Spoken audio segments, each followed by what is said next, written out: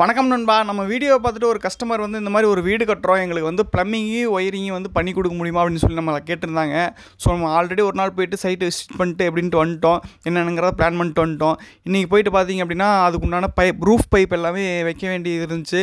So அதெல்லாமே வச்சு கொடுத்துடலாம் அப்படின்ட்டு அன்றைக்கி பிளான் பண்ண மாதிரியே fan box, spot light box எல்லாமே ஃபிக்ஸ் பண்ணலான்ட்டு எடுத்து வச்சிட்டோம். இருந்தாலும் கஸ்டமர்கிட்ட ஒரு வார்த்தை கேட்டுக்கலாம் அப்படின்ட்டு நாங்கள் இதெல்லாம் இங்கே வைக்க போகிறோம். உங்களுக்கு எங்கெங்கே வேணும், நீங்கள் எங்கே சோஃபா போடுவீங்க, எங்கே டிவி வைப்பீங்க அப்படிங்கிறதெல்லாம் தெளிவாக கேட்டுட்டு இங்கங்கே தான் வைக்கணும் அப்படின்னு சொன்னாங்க. ஸோ அதுக்கேற்ற மாதிரி ஒரு சின்ன ஒரு 2-3 ஆல்ட்ரேஷன் பண்ணிட்டு அங்கே பிளான் பண்ணிட்டோம்.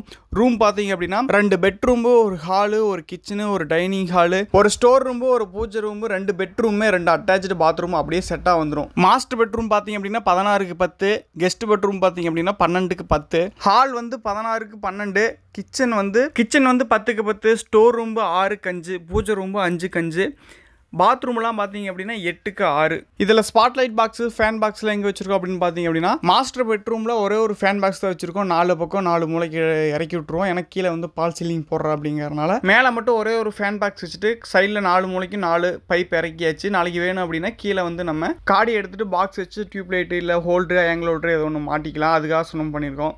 ஹாலில் பார்த்தீங்க அப்படின்னா 4 ஸ்பாட் லைட் வச்சுருக்கோம், 2 ஃபேன் பாக்ஸ் வந்து வச்சுருக்கோம். 2 ஃபேன் பாக்ஸுமே ஆள் சென்டர் கனெக்ட் பண்ணி தள்ளி வச்சுருக்கோம். இது போக பாத்ரூமுக்கு எல்லாமே ஒரு ஸ்பாட் லைட் சென்டரில் வச்சுட்டு சைடில் 2 பைப் இறக்கி விட்டுருக்கோம்.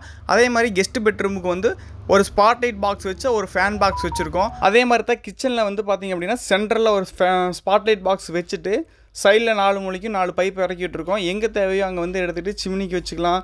அதுக்கப்புறம் டியூப் லைட்டு, அப்புறம் ஆங்கிள் ஹோல்டரு, இந்த மாதிரி எதுக்கு வேணுமோ அதுக்கெல்லாம் யூஸ் பண்ணுறதுக்காக 4 பக்கம் இறக்கி விட்ருக்கோம். அதிகபட்சமாக பார்த்தீங்க அப்படின்னா எல்லா ரூம்லேயுமே ஸ்பாட் லைட் பாக்ஸு இல்லை ஃபேன் பாக்ஸு வச்சுருந்தோம் அப்படின்னா 4 பக்கமே இறக்கி விட்ருப்போம். ஏன்னா எந்த இடத்துக்கு வேணுமோ அந்த இடத்துக்கு வந்து டியூப் லைட்டோ இல்லை ஆங்கிள் ஹோல்டரோ இல்லை அந்த பக்கம் காலிங் பெல்லோ ஏதோ ஒரு வருது அப்படின்னா அங்கே வேணுங்கிற தேவையை பொறுத்து நம்ம எடுத்துக்கிறதுக்காக சைடில் 4 பக்கமே, அதாவது செவரோட கிச்சனோட செவரை சென்டர் பண்ணி சென்டரில் வந்து பைப் இறக்கி விட்ருவோம்.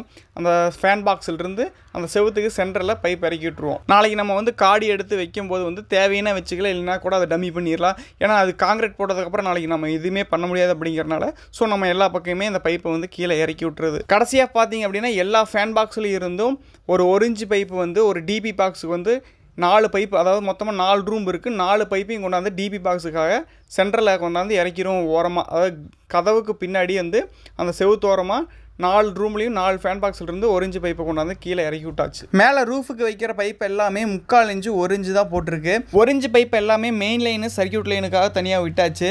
டியூப் லைட்டு, இது எல்இடி பல்ப்லாம் மாட்டுறதுக்கு இந்த சைடில் ஸ்பாட் லைட் பாக்ஸ்லேருந்து எடுப்போம். அதுக்கு மட்டும் 3/4 இன்ச்சு போட்டிருக்கோம். கிட்டத்தட்ட பார்த்தீங்க அப்படின்னா ரூஃப் பைப் எல்லாமே முடிச்சிட்டோம். ஒர்க் எப்படி இருக்குது அப்படின்னு பார்த்துட்டு கமெண்ட் பண்ணுங்கள். வீடியோ பிடிச்சிருந்தா வீடியோக்கு ஒரு லைக் போடுங்க.